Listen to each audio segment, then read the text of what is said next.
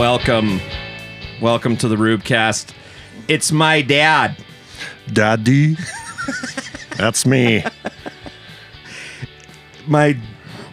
See? Good mic discipline. That's what I told Josh. If you got a hack, you got to go, and then go back in.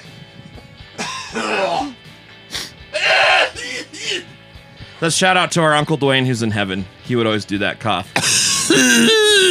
Yeah, don't overdrive your microphone. Sorry. No, it's good. Bird flu. Yeah, it's bird flu. It'll be a good wake up. It'll be a good wake up call. I wasn't even sure if I was recording at the beginning, so once again we'll have a flub. When I was recording with Jabin, he said he was going ugh, when we started. All right. Well, this is my dad. His name's Daddy. That's me. I'm your dad. Cut it out. Yeah, so he's the author of Cut It Out in my life. Right? There you go. Got all these boys at any point in time. Cut it out. Knock it off. Knock it off. You don't say that. We don't do that. I was telling Scott Kim yesterday. I ran into him, your buddy, and I'd say my buddy now too, kind of family, really. French Fry King, exactly. And I said, Scott, I never got a reason as to why I should knock it off. Knock it off. Why? Because I'm your dad, and knock it off. And that was enough, for the most part. That was old school. It was old school. Didn't need to explain why you should knock something off. Should you ever? My voice today sounds like Alex Jones. Hope I don't get sued. The frogs. I might get sued by the dark web. Oh, I got mine. That sounds good. It does. Oh, yeah, that's a good one. Oh, yeah. We've got our soft drinks. Dad's got a Mountain Dew. I've got a Sprite Zero. I've already had 2 Monsters today. I bought 3 because it's buy 2, get 1. And I thought, I'll just do the one. That's all I need. And by the way, all of you naysayers, a Monster energy drink only has 85 milligrams of caffeine. A cup of coffee, or 86, I think. A cup of coffee is 95. So a cup of coffee is more caffeine than a Monster energy drink. So it's kind of a misnomer. People, you're going to have a heart attack. Yeah, you could have a heart attack if you drink a pot of coffee, too. I don't know what it is for Mountain Dew. What? The amount of caffeine. Because it doesn't say on the thing. They don't list it because it's illegal in Europe. Mountain Dew is? Oh, they have a different variety there. Because the yellow number 5 hurt the children. It's going to make them more hyper than usual. That, what that reminded me of? It's a different accent. That sounds good for me to poop on. I forget what the dog's name was. Triumph, the insult dog? Yeah. On Conan? Okay, Mountain Dew. I got to look it up. Mountain Dew caffeine. It's right there. The caffeine, that's like nothing. 55. Yeah, it's got a bad rap. That's nothing. But Mountain Dew voltage in a 20 ounce is 91. But that's really, once again, a cup of coffee is around 95. So, not really that bad. All right, Dad. I have you here because you're my dad, and everyone's been clamoring to have you as a guest. Yeah, everyone might be underwhelmed. That's how I feel with every single time I do this. Because even last night I recorded one by myself because I wasn't sure how our schedules were going to be and stuff. And then I listened back to it. I thought, that'll go. Someone might listen to this while they're driving around. So it's going to be good. I assigned you to come up with harrowing stories of danger and intrigue. And this is a dangerous story. All right, let's hear it. Are you ready? Yep. So, you ever heard when these small planes, single-engine planes, crash into the side of the mountain? Like a Cessna or whatever? Like a Cessna, whatever. Yeah. And everybody goes, well, how the heck did that happen? Didn't they know what they were doing? I have a story. Personal experience. The names have been changed to protect the innocent. And it'll be told just as it was in honor of the dead. They say that in front of at the Coen Brothers. Yeah, in Fargo. Anyhow, so years ago, early 80s, my dad goes to this fundraiser and he buys this day trip airplane ride. And he decides, hey, I want to go to the Calgary Stock Show in the fall. So I'll ask the guy if I pay a little extra, can we do that? So no problem. Talks to the pilot. Yep, we're going to the Calgary Stock Show. So the pilot, my dad, myself, and Don Camps, we're going. No way my mom would touch this with a 10-foot pole. So anyhow. This is classic Grandpa Chet. Yeah, you're going to get killed. Is the plane put together with duct tape? Sign me up. No, just rivets and paint. So, okay, we get all lined up. So 6 o'clock early in the morning. Oh, I got to start. People will get this. So there I was. When you tell a story, you got to. So there I was on the tarmac of Gallatin Field, as it was called. Just me. Yeah, there we're standing. This before it was associated with Yellowstone, which is on the wrong side of the hill. But that's a whole other thing. So anyhow, 6 o'clock, we get ready to board, and he cranks down this little step so we can get in. And the pilot and my dad are in the front, and me and Don are in the back, and we take off, and it's going great. He's telling us about how this works. He's VFR certified, visual flight reference. Oh. Sounds really impressive. Yeah, it'll be fine. And then after that, he explains, well, to be instrument certified, you need to know this and that. When you fly a plane, make a flight plan. And yeah, you just get on this heading and you go head right to the place where you're going. For so many minutes, you're there. Bam, simple. So yeah, the way up there, we're looking at as the ground goes by, when you leave Belgrade, there's a whole lot of grazing ground. And when you get north of Great Falls, it's just huge farms and it's all cool. The Rocky Mountains are off to our left and it's going great. We show up in Calgary, land at the Calgary International Airport, which is a little spooky because we come in with our Cessna. And we land, we go to the stock show, nothing, can't remember anything other than, the cab driver was multinational. Were there simmies there? There were some simmies. Was it the first multinational person you'd ever seen? Yeah. Because what year would this be about? 83 or something like that. We were having a very good day. Great. And so, yeah, uneventful, really. I can't remember anything about the day. So it's about 5 o'clock. We're heading back to the airport, and we're just going to go back home. Well, it seems like it's an international airport. 8 zillion planes are taking off, or jets. And we're like a mosquito in the land of pterodactyls. And it's scary. Because the pilot, okay, I have to give us a call sign. So let's see. The plane will from now be called Whiskey Tango Foxtrot 911. So. Serious? Was that what it was? No. Okay, I was going to say, man, that's a bad omen. Not that we don't believe in omens, but you know what I mean. Anyway, no, I just made this up for the story. Phonetic alphabet. There is some code call sign thing. Yeah, I made this up just for the story. Yep. This is actually fiction. Yeah. The call sign of this Cessna is fiction. Fiction, but the story's real. So anyhow, they tell us what to do, and the pilot guy's going, "Did you hear what they say? Did you hear what they say?" And I'm thinking, a 747 is going to land on us and kill us. No, we didn't know. It's quack, quack, take a left onto lane. Anyhow. So we take off, no problem. We're in the air, oh, hallelujah.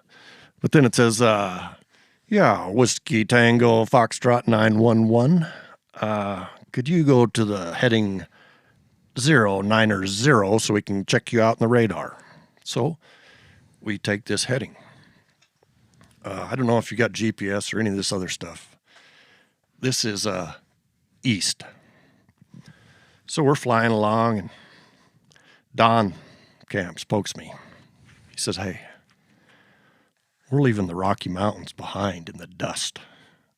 They should be on our right." he says, if we're not careful, we're going to end up in Gay Paris. And we laughed a little bit, but we keep going. And so he pokes my dad. He says, hey, we're going east. Look at the compass. Sure enough, the compass says east.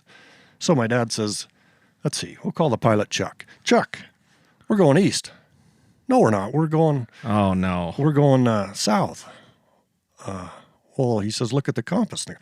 That thing must be broken. It's a ball in water. What can it be? And he says, plus look down there. All the cars are headed to Lethbridge.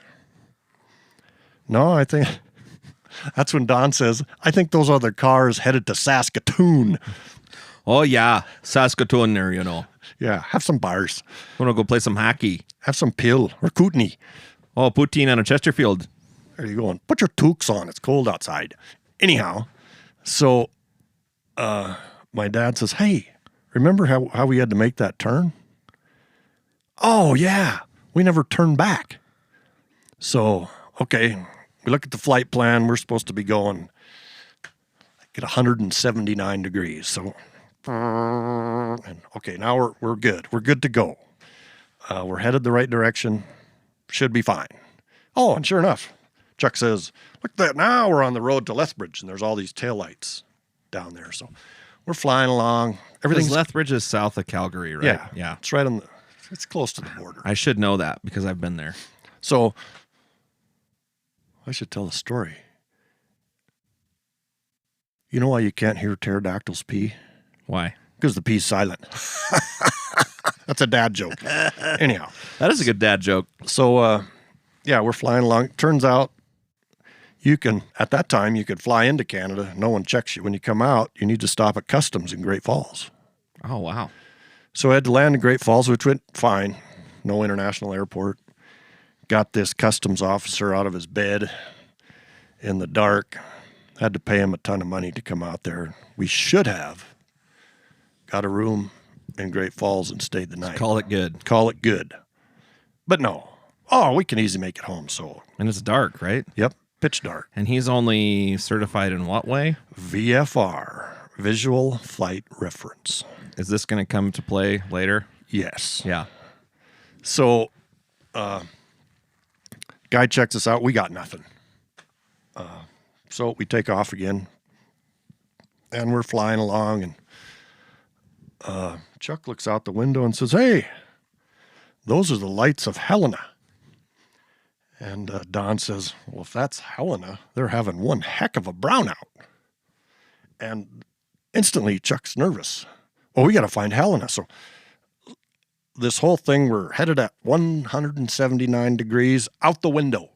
We got to find Helena. We're flying all over the place. And oh, man. And my dad says, well, maybe we ought to check the map, Chuck. Check the map. Well, it's in my satchel. I'll get it.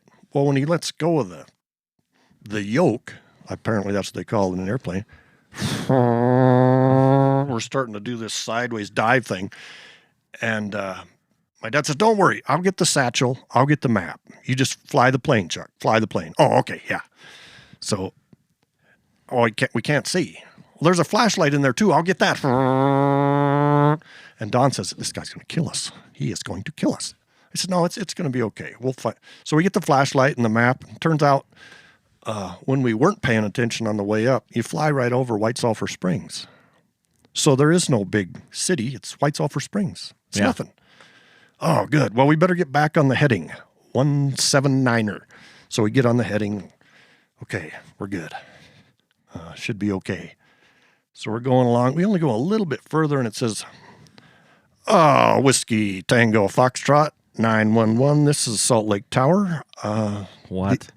The mountains in your area are at 9,000 feet. We suggest that you climb. Oh. So if I look around, Chuck, I can see the altimeter, and we're cruising along at 8,600 feet. And so, he says, we better get higher then. So we go up. So we get close to 9,500 feet, which should be good. And, there's turbulence. The old Cessna's jumping around. Not real bad. We're not hitting our heads on the ceiling or nothing. And we He says, man, the pilot says, I sure don't like this turbulence. I think I'm going to go down a little bit. This is when Don just starts coming unglued. Okay. He says, we got to keep this thing up. Where are we at? Well, he says, we're at 8,900. And he's looking out his window. I'm looking out my window, but he's out of his window. He says, I can see the trees. I can see the stinking trees. I can see the trees. We got to get this thing up. And he's just going nuts. Where I'm kind of like, yeah. So my dad says, well, Chuck, let's bring it up a little bit. Yeah, but I sure, man, I hate that turbulence. Well, you heard what the tower said. Yeah. Okay, so we go up a little bit and we're bouncing around. Ain't long, and I peer over and, we're back at 8,600 feet. 400 too low to get over. And so Man. My dad finally gets just a little anxious. He says, Chuck, there's no rocks on these clouds, so we're going to get up in them and stay in there. We're just going to ride it out because we don't want to hit the side of the mountain. So we get up there, and he's real reluctant, but we bounce our way along. It's eerily quiet in the cabin of the Cessna. And we go along for quite a ways, and all of a sudden, VFR, to point out, outside of White Sulphur Springs is pitch dark. Yeah. When you look at the ground, you can't see nothing. First, we've seen a few yard lights. Now there's just nothing. So he's only certified to fly based on what he can see. Yes. He can't read instruments. Right. But like if there's fog and he was upside down, right. he wouldn't know. He wouldn't know. I mean, I suppose there's a gravitational element. I don't know how that works. You can't. You really can't feel from what they tell me. But you can. He could read the gauges and he understood the gauges. So, all we're looking at is airspeed. Look at the altimeter and keep your wings flat. You're good. But you have to, if you got a little turbulence, you got to ride it out because, you're not going to slam into the side of the mountain if you're higher than the mountain. Yeah. But, that's how these guys, I know this is exactly what we felt. I just watched a YouTube video a while ago. I went down this kind of black hole of these guys it was like top 10 ways people die in the wilderness. And it was there was these two guys, and the guy could not get to the right altitude quickly enough, and they smashed into a mountain. And the guy was a seasoned pilot, and something happened. There's something with I can't remember. I don't know all the technical terms, but it was something with the thickness of the air or something weird like that. And he hadn't made the correct adjustments, and they just plowed and they killed them both. Yeah. See, so it's a deal. Yeah. So anyhow, with that out of the way, we finally come over the hill and down out, we can see the lights of the mall in Bozeman. At that time, there were these big yellow looking lights, and we're like, whoa. Were they globy? They were globy, and they were glowing off in the distance. And we're not. It's like the Wizard of Oz. Like, whoa, we're gonna live. And Chuck says, "Well, we should have came past the beacon up in the Horseshoe Hills. There's a beacon. If you look out there at night, you can see it. Is it still there? Yeah. Oh, cool. And Don says, the beacon. We knocked it off with the wing. So, anyhow, we land and let's see, how does that work? My dad gets out, and then you flip the seat ahead like in a two-door car, and Don gets out, and then I crawl out of my spot, and I look out, and Don's on the ground on his hands and knees. Literally, this is no lie. Don, what are you doing? I'm kissing the ground because I never thought I'd be alive and be down here. So it's just like in the movies. Just like in the movie. Land ho. So land ho. Did anyone go, help? No. Oh yeah, when we get out, goes to crank this little step down. He's kind of proud of this little step. I said, Chuck. Anyhow, so who knows who it is? Chuck goes, I'm going to crank this step down. Do I need to bleep that? No, we're okay. All right. He says, I forgot to crank the step up in Great Falls. And Don saying, "Oh, we've been dragging that thing the whole damn time." So anyhow, we're on our way back to Arlen's Aircraft where someone's going to come pick us up. My dad says, Chuck's a great guy. We're just not going to say that how, this is a little stressful.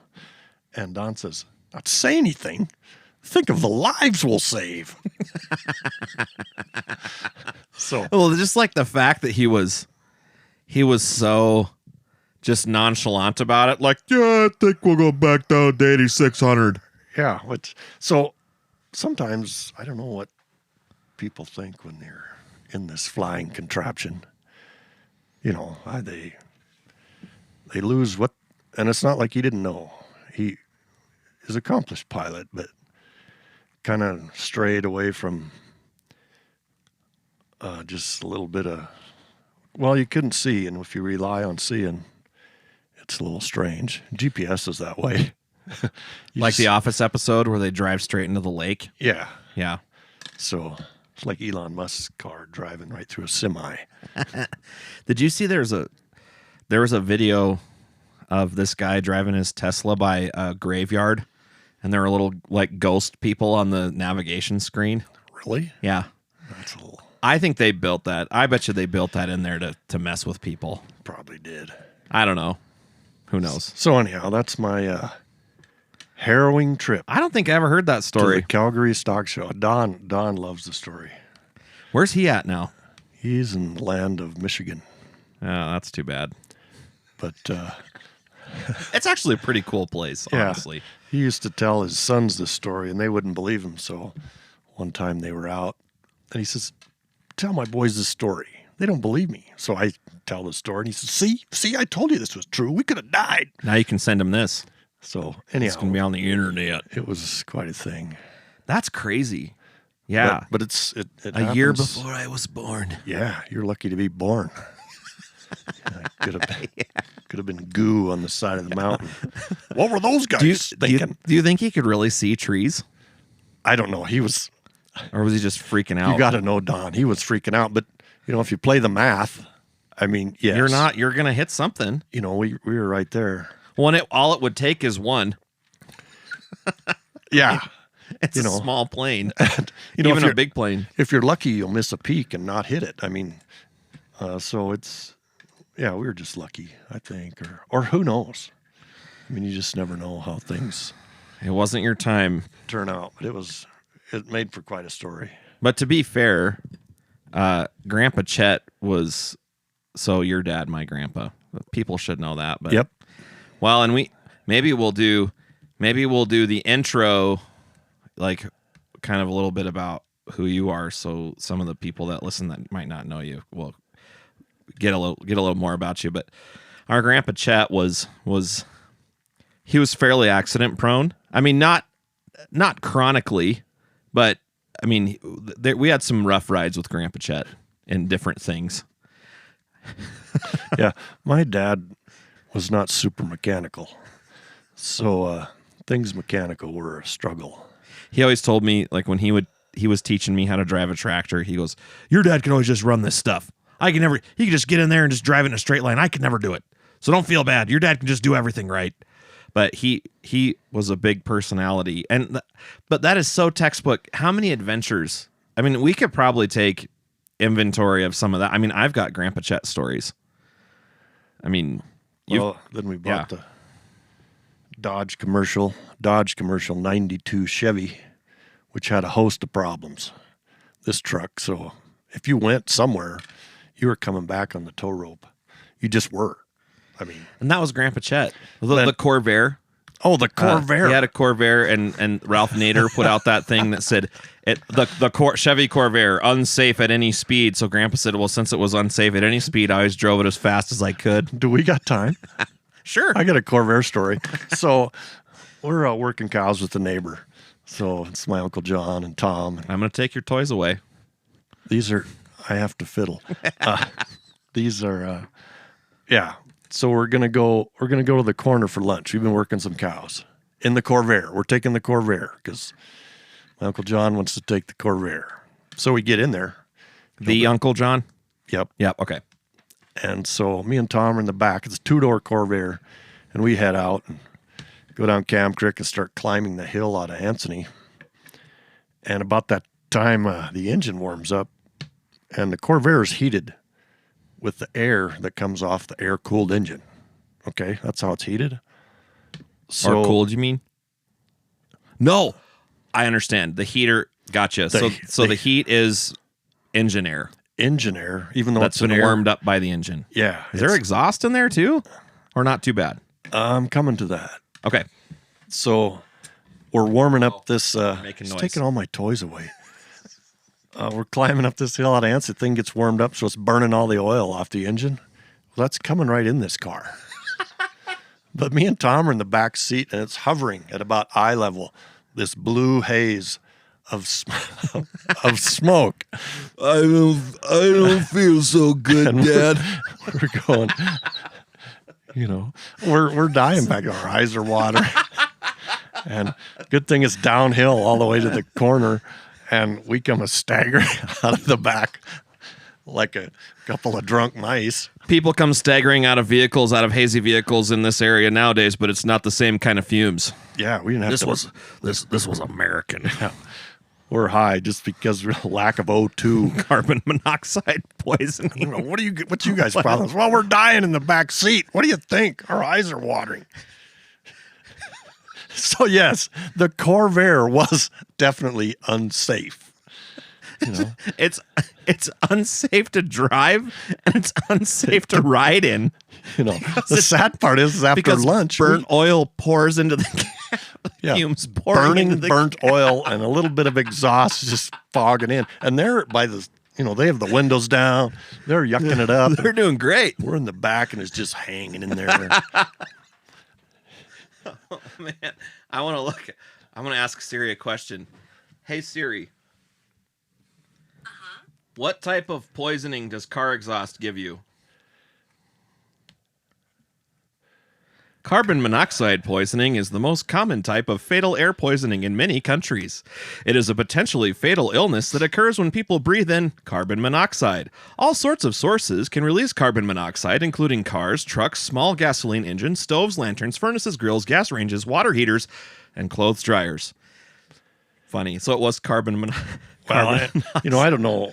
It was burning. Or what's burnt oil? It was burning oil. Something like it that. wasn't super bad. It's not like we had a headache. No, Our eyes are watering. We're dying. But we have to go home now. Yeah. So we get back into the death trap, and we got to go up past the golf course. And so, by the time we're at the top of that hill, we're in a fog again. And now they got some sick pleasure. They look back. Are you guys doing okay back there? Yeah, the rats are still alive. Or it's more like the canary in the coal mine. Yep, the birds are still chirping back there. That used to be the role of children in our society.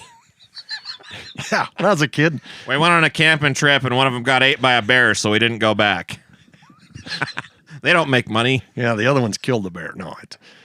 But that's how they survived. That's how they survived. That's another one we probably don't have time for. One of these times you're going to have to come on and talk about that. Which one? When you... Maybe you just... It's not that long of a story. I survived many things. So you went outside. Oh, yeah, that's a great story, but we'll have to save that for another one. Okay, we'll save it for another time. I survived my childhood in spite of my parents. They never believed me. No matter what I said. Go back. We're sleeping. Leave us alone.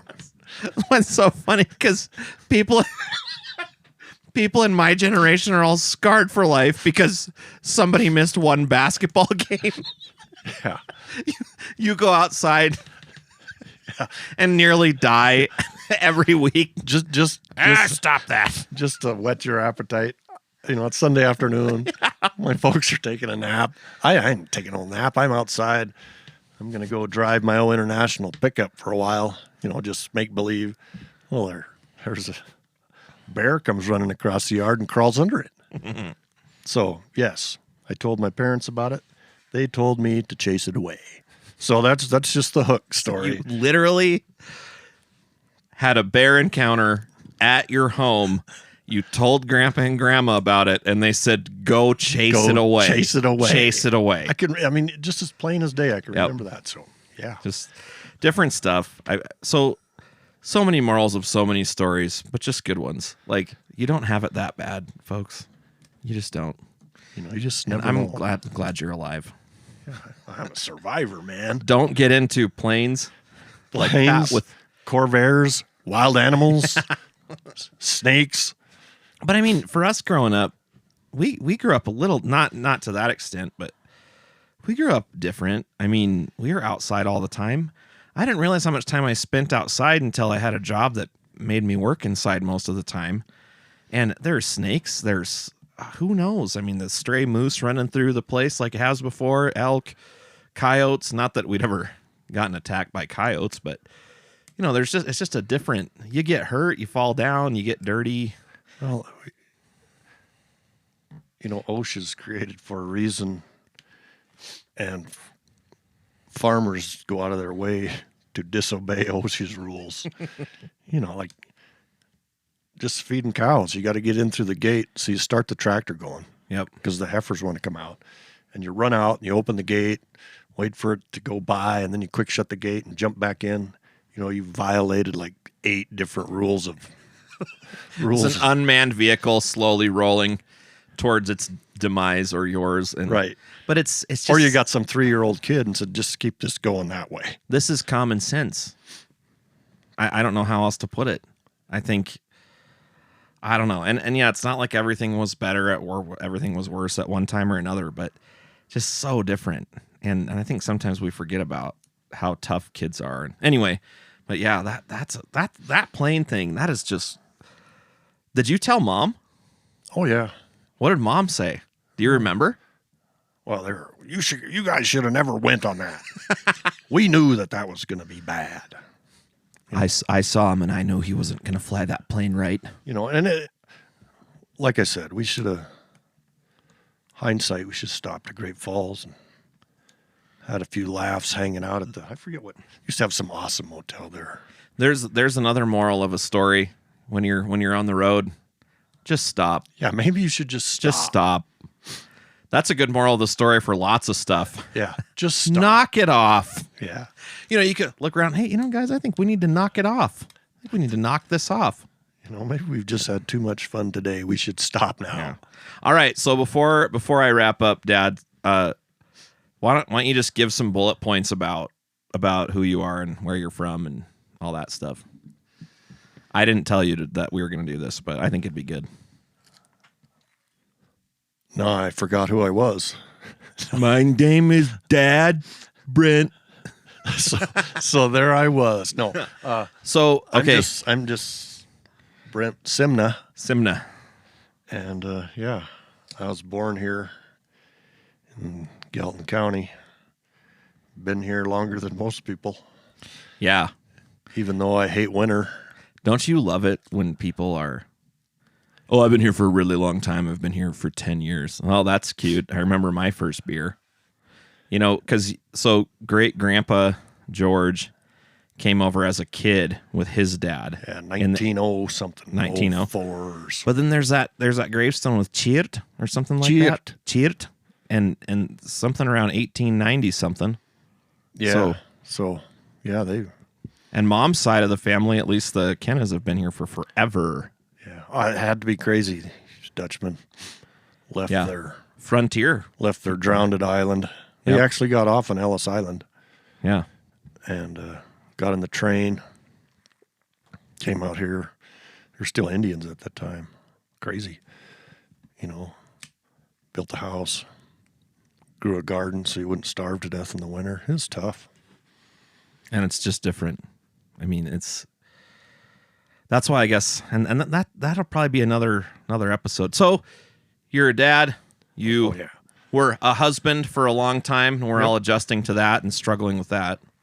But farmer, rancher your whole life. Farmer, rancher guy. 3rd generation, correct? Because 3rd and a little, I guess. Yep. And so, yeah, still doing that because I don't know better. Well, you've always told me I don't want to work for anybody. You know. Which is wise. I could have been a dentist. I want to be a dentist. You know your hours, climate controlled, Send them the bill, they pay. You also told me years ago that you didn't want to be a mechanic because working on broke stuff would just be depressing. Yeah, and I'm depressed working on my own broke crap. Yeah, that's enough. That's depressing. That's enough. Yeah, I mean, it's really hard to beam into people's heads what it means to be from Montana, and I can't really explain it. My deal would be, on any given day, the question will arise, what are we going to do now? And it's either because, you were herding cows and they were supposed to go north and now they're running wide open south, or someone didn't shut a gate and you've done 3 laps around the inside of your hay pen and they're not exiting. Or, the wheel fell off your loader tractor. Yeah, something broke. What are we going to do now? And so, yeah. That's a part of the life. It's just a part of the deal. What are we going to do now? And we don't plan on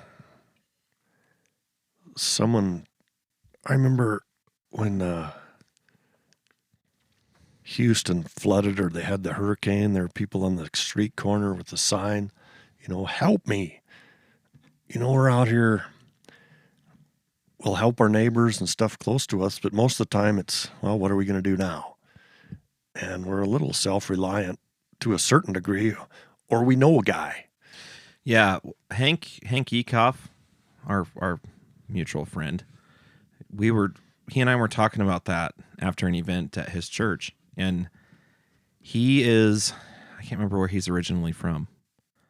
Oh, Iowa, I think. I think Iowa, and he loves Montana. I mean, it's like my dad-in-law, who, once again, rest in peace, but those guys got here and they never wanted to go back. They liked that one of the hallmarks of true Montanans is rugged individualism. And that's exactly what you're talking about. And Hank said that too. He said, Montanans do not like being told what to do. Now, no human really likes that, but we especially bristle. Maybe that's why Josh and I are struggling with with certain organizations. Like, look, we're doing our job, and you're telling us we need to have more certification to do the job we already know how to do. Yeah, don't tell us what to do.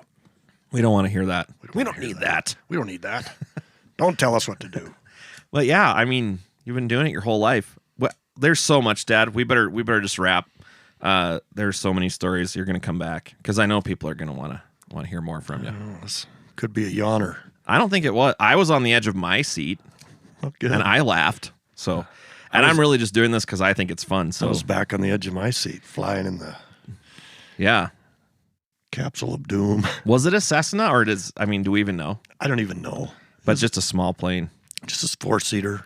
And it was good. It really was good. Shout out to Doug Chavez, who does know how to fly. There you go. But even I would have a hard time. We were at the top of the Ferris wheel at Shields in Billings last week. I've never been on one before, and I don't like heights at all. And Zoe's like, Daddy gets to go this time. I'm like, all right. So we get up there, and it stops at the top so they can let other people on. Yeah. And I was going to have a mom moment because Mom would be going, and Zoe starts looking around because we're at a high vantage point. So her natural inclination is to look around. And I can barely fit in there, and I'm white knuckle on stuff, and don't move, Zoe, don't move, okay? Daddy's. This is a little scary. Oh, so I couldn't imagine being in a plane like that. I got one with Jabin. We went during one of the basketball tournaments. He's a little guy. We're up there, and I lean way back. Oh, so the whole cart leans like I'm gonna die right now. Leans like a recliner. Yeah, and then then I leaned the other way. He's going, Dad. And it was, no! And he says, quit doing that. I said, well, we're strapped in. Quit it! So anyhow, that's sorry. How I was. I'm a sick individual. But some people, you can just deal with it, and that's great. I can't. Yeah, I'm not afraid of heights. Oh. But if I feel like I'm going to fall, that scares me. Yeah. I don't even like being up. I used to sit at the brick Breeden Field House in Bozeman and look up in the crow's nest and the catwalks and think, how do those guys go up there? Just looking up there makes me want to die. But anyway, Well, thanks for being on, Dad. Well, thanks It's a good one. Thanks for having me. It was a good one. If you want more Brent Sinnema related podcast content, please leave a comment, say things and stuff. And I don't know, I'll probably have a poll, POLL, attached to this on how many of you have had a scary experience in a plane. That would be interesting. Anyway, thanks, Dad. It's been good. Awesome to be here. Yeah. It's a good time. Yeah. Hey, thanks for listening to the Rubecast. Go ahead. Not as engaging as my sons, but we'll try. I think you are. Yeah. I think you are. Okay. It's good. Hey, thanks for listening, everyone. This has been the Rubecast. You get 2 episodes this week, so special double bonus. I don't know. I've got some other guests lined up, too. Dad'll come back. Caleb's got a slot lined up. I got Rob Stotts, one of my friends from Goners UK, our punk rock band, our representative punk rock band in Bozeman, friend Joe, friend Jared, a lot of people lined up. But Dad, thanks for being on, and cool story. Literally loved it. Awesome. All right. Thanks for listening, everyone. Bye.